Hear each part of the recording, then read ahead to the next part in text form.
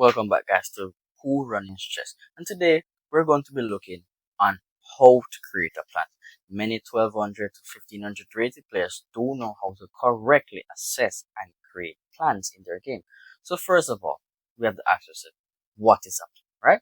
So a plan in chess is when you create an idea to give yourself an advantage in your game or your position, right? So once we have short-term plans, we have long-term plans and middle-term plans, or short, middle, and long-term plan. So first of all, what's a short? A short-term plan is in the now, right?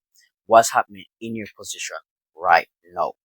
Understand? So short-term plans normally range from 1 to 3 or 1 to 5, the first 5 moves, not the first 5 moves in the position or in the game, but the 1 to 5 moves down the line that you're going to be reading and calculating on. Right. So the second plan is the middle-term plan. Middle-term plans can range between anywhere to 5 to 15 moves or 20 moves down the line. So a middle-term plan is what are you trying to achieve in your position.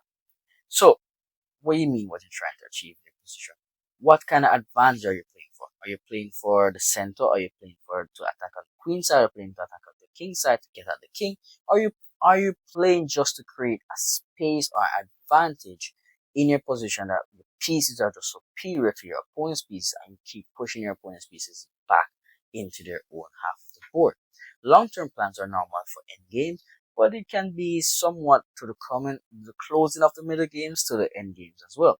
Long-term plans are what type of position you're trying to achieve in your end game, or you're trying to go in end game with a bit of imbalances. Imbalances are like a bit of a quirky position where the position is not symmetrical, right? So we're going to be looking on how to create plans. So we have a game here where we're going to be looking on how did white and black, especially black, how did they create their plans? So first of all, white started the game with pawn to c4. Pawn to c4. Right, so this is the English opening. So let's see how black responded. Black responded with knight to f6. Knight to f6, and it's a versatile move. Black is trying to keep his cards close to his pocket. He doesn't know what he wants to play. Maybe he does, maybe he doesn't. So maybe black wants to go into the king's Indian defense. Maybe he wants to play e6. Maybe he wants to play b6. We don't know. White continues knight to c3.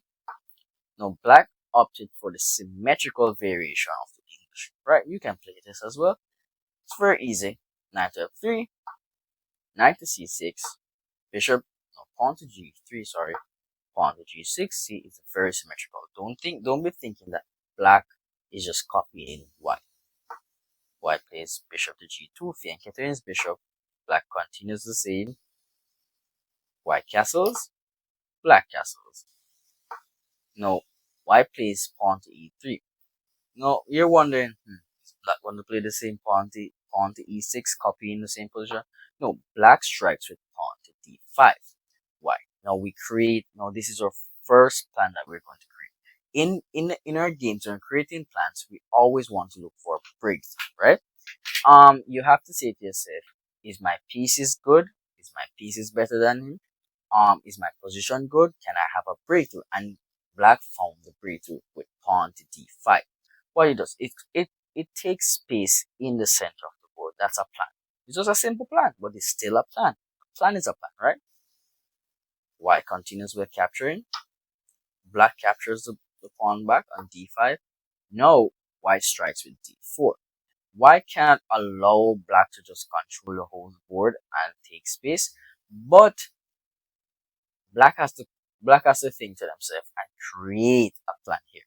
So black can create a plan where he messes up white's pawn structure and go into a kind of an imbalance type of game, right? And why did white play d4? If white didn't try to strike with d4, this bishop on c1 is dark square bishop, and it will have time challenges coming up. And with black's strong bishop, by fianchetting his bishop as well, his bishop will be looking on this long diagonal, right?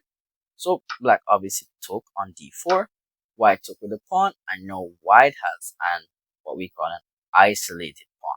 So how you play against isolated pawn, that we can do another video, but to a short summary, how we play against a white isolated pawn, you want to make trades, right? Also, you want to make trades and you want to blockade the pawn, you want to stack up on the pawn and keep putting pressure on the pawn, right? Now, what will white want to do? White would want to obviously get rid of that isolated pawn and let the position be kind of symmetrical, right? So, black doing a trade, black retreats his knight to b6, white finally develops his last piece, and we have to say to yourself, create a plan here for black, right? And creating a plan here for black, what you want to achieve in the long term is to obviously win this isolated pawn, right? But that's a middle term plan, right? Win the isolated pawn, and in the long term, use your advantage of winning the pawn to trade pieces and then win the endgame. Let's see how quickly we calculated a plan. No, but a short term plan, you haven't finished your development as yet. This bishop still needs to come out. Now, black develops the bishop to g4. White plays the knight back to e2. White is obviously putting a lot of pieces to protect the 1d4 pawn. Right. Now, black jumps back the knight. Maybe black wants to get rid of that bishop on e3. White plays his bishop back to d2. Not sure where the bishop is going. And bishop go to c3 maybe be the best idea, but the bishop maybe on c3 not the best because he'll be looking like a pawn. But let's continue. Black continues with rook to c8. Remember, the last video we talked about rooks loving half or open files. This is a half open file right now because a piece is obviously in the rook's way. White kicks out the bishop. Now you need to find someone to put the bishop. Short-term plan. Where do you put the bishop, right? If you put the bishop here, you know that the bishop is going to get trapped. So you don't want to create that plan. Now, if you put the bishop here, maybe the bishop gets another attack. But black pushes bishop on e6. White continues with knight to c3. Now, black captured the pawn. Now, remember, in the last video we spoke about blundering pieces and blundering pawns. Pieces are not only like your bishops and your knights and your rook and your queen. It includes pawns as well. Pawns are very important, right? Now, when we spoke about in the last video that every time you move your pieces, you have to say to yourself, what am I leaving behind when I move this piece? This knight was a second defender to the pawn d4. Now, before black captured this pawn, black has to create a plan, right? And black has to look for tactics here. There's a lot of tactics on the board. For example, you can capture, and bishop captures. You would never capture the bishop first, by the way. The bishop is better than the knight here. It's better to trade the knights for knights and the knight for than your bishop for a knight, right? After bishop captures the pawn, you have to say to yourself, can this bishop move and attack something, discover attack on my bishop? What can I do? So let's see. Capture, right? So now the best move here for white is to capture the knight here. Black is not really dropping any material here. I think they will drop an exchange, but the bishop here will be super strong that it won't even, I don't think it would matter. But yeah, you have to even calculate moves such as bishop h6. So if white plays bishop h6, what would be the best? What would be the best move here for black? Because if you say black has to play the bishop back to g7, you would just probably trade it, or yeah, you would probably just trade it. And if you play king captures, you will have 3 attackers now on your knight versus to your 2 defenders of your bishop and queen. So white played bishop h6. What you can leave the move in the comment section. What is the correct move here for black? So if you found it, yes, the correct move here for black is knight times c3. What? It's an in-between move, right? It's a word for it. intermezzo, right? Italian again, it means in between move. In between move means that, yes, before you move, you have to capture here, because if they capture your rook, that's 5 points, and then you'll capture their queen, and you'll be getting more material than them, right? So they have to capture back. Now you just simply bring your bishop back to stop the attack of the bishop, looking for a trade. If he doesn't really trade the bishop, you will still win this pawn. C3 trades, you capture back, bishop captures your pawn, and when the dust settles, you ended up a pawn. That is very good. Now, white can trade here, and black would love if white trades. It makes the game a bit more easier for black, right? Because black then will like to put his rook on the second rank, double up his rook on the second rank to control all of this. Also, the pawn on a3, h3 is under attack. Pawn on a2 could be vulnerable as well if you could get a rook here to put pressure on it and win the pawn on a2. Alright, so what will white play? White plays queen to e2. Now you have to say to yourself, remember, every time someone moves a piece, you have to say to yourself, what does this piece do? Simple queen e2 moves look very, very subtle. But what does it do? I'll give you a second to think about it. So yes, the queen to e2 move is threatening to fork your king and your rook. It's threatening to fork your king and your rook. Very, very, very, very easy. So now you have to, that's a short-term plan as well, right? So now you have to create a plan on how you can stop that. And also, could you counteract that? Because the pawn here is still hanging, and you don't want your rook to be isolated all by itself. So you can, I guess you can bring your king back, but that's not the best move here. Your queen still has not been developed as yet. Right, so black played queen to c7, another subtle move. Subtle moves are very the ones that catch a lot of beginners out. What does it do? Yes, it attacks the bishop. Also, pawn is under attack. But it also does one more thing. I will give you 5 seconds to figure it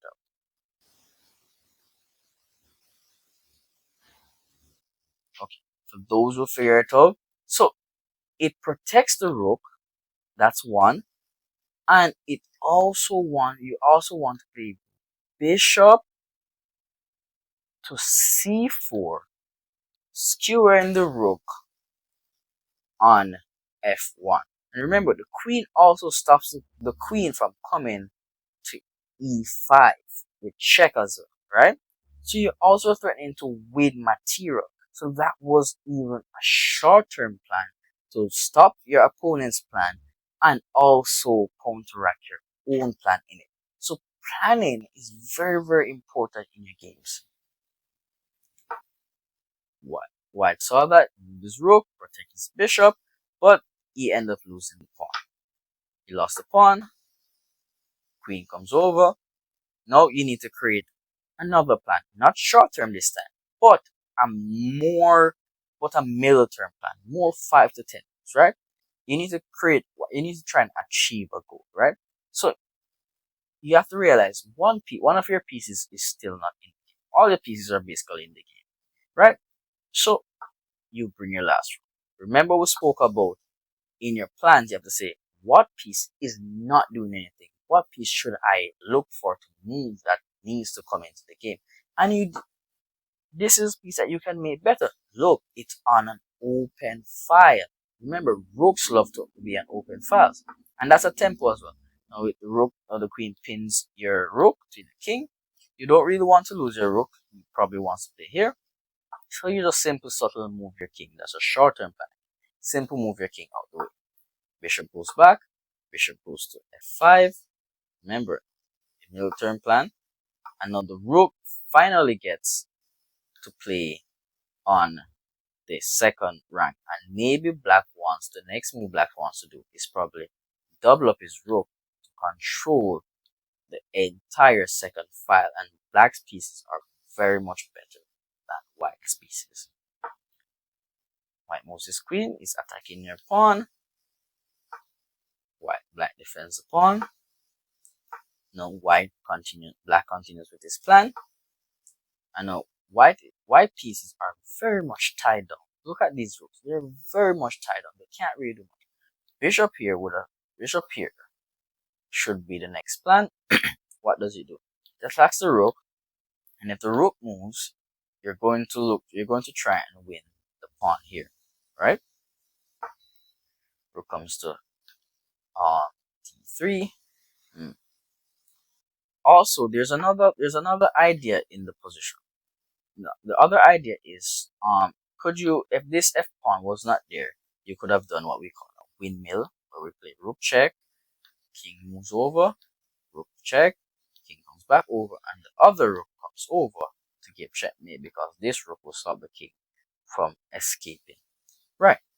But we can't deliver windmill as it, because we could have even looked to sacrifice our queen on g3. So that is an idea we can look towards. So that's the idea I think here Black is trying. Black is trying to get the queen off the same line as. So that's why Black went back. Bishop was played, queen was played, but Black blundered his rook, because remember, every time opponent plays a move, we have to say to ourselves, what does that do? What does that move do? Okay, check was played, king came up, captured.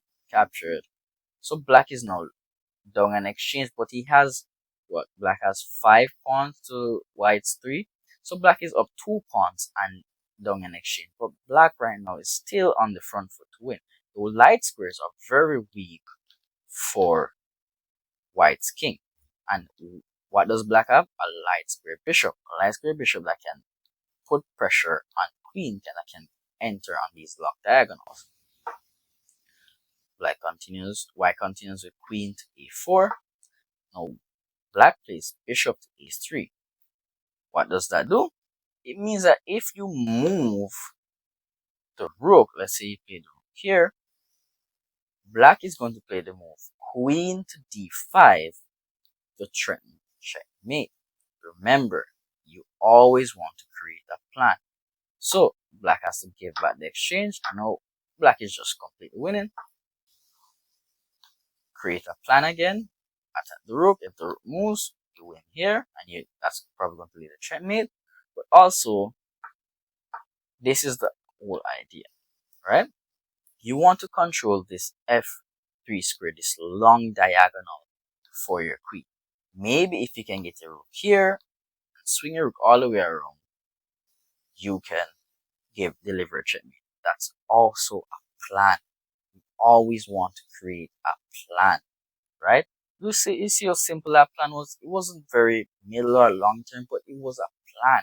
And long term, it can always be a plan, and to always try to push the pawns up the board to try to soften up these pawns. Remember, you're controlling the second file. The king's very vulnerable. This rook can never be moved. It's very tied down to this pawn because you're putting a lot of pressure on these pawns. White played queen to d7. Maybe White wants to deliver a check.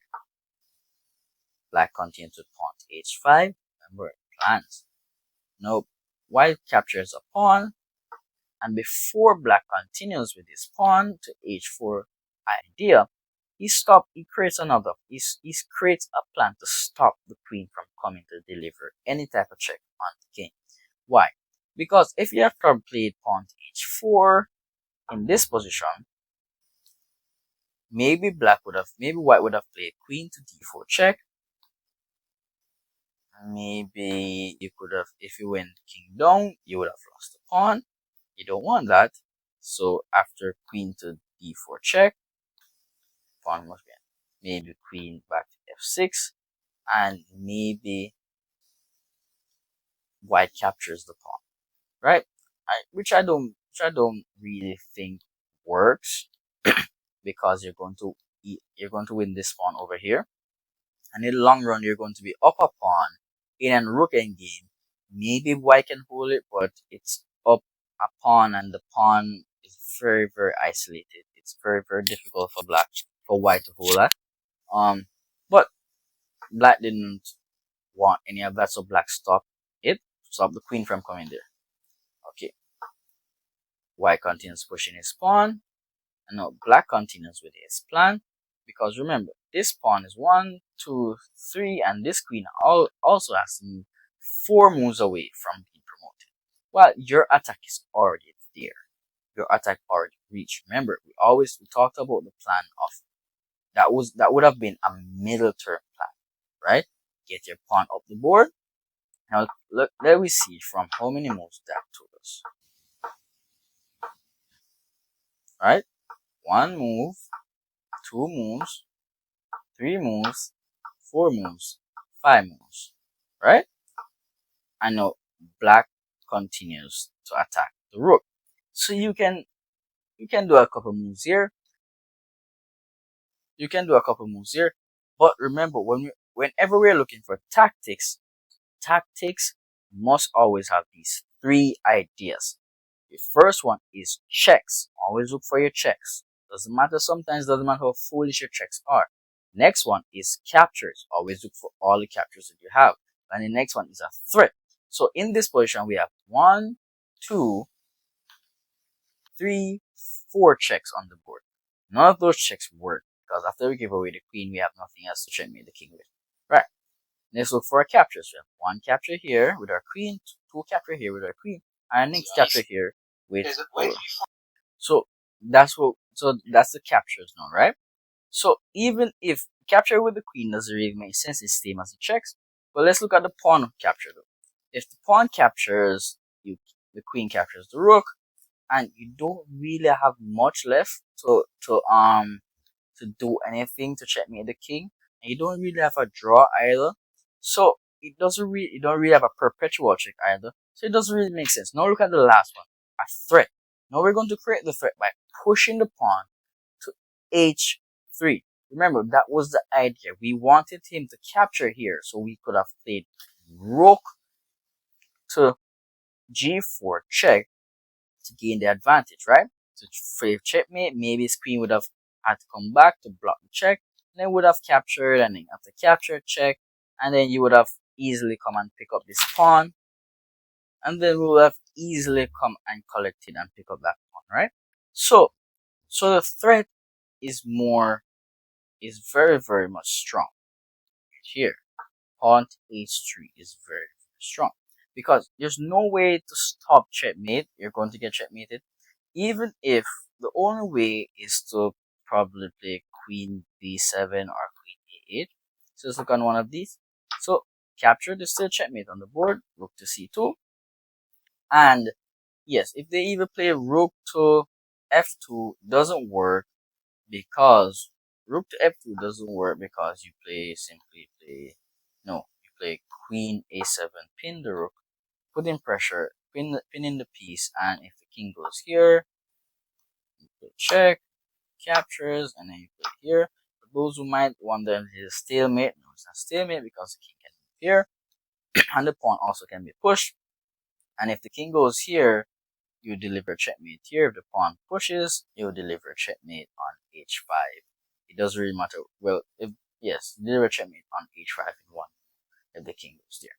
So yeah, so there's not really a way to stop checkmate. Even if the king goes in the corner, you will simply play queen to b8, meaning you're putting pressure on this pawn here. And also, if the rook goes to protect the pawn, you play queen to b2. The rook has to possibly sacrifice itself because if the rook moves anywhere, you're going to play check, king come back to g1, and then you're going to play queen to g2 or checkmate. Right. So even if the rook comes up, you have the queen b2, and the rook comes up to g2, you just simply captures with the pawn check, and if the king goes over, there's queen check here, and the king comes here, and then it's queen all the way over checkmate. And if the king moves out the way, you play pawn promote, queen check, king comes down, and then you just bring your queen here to e. Let me show what we were talking about. So the king comes here, queen 8, rook here, queen here, rook comes here, check, the king comes, okay, if king comes here, this is just rook check, king up, and then rook checkmate.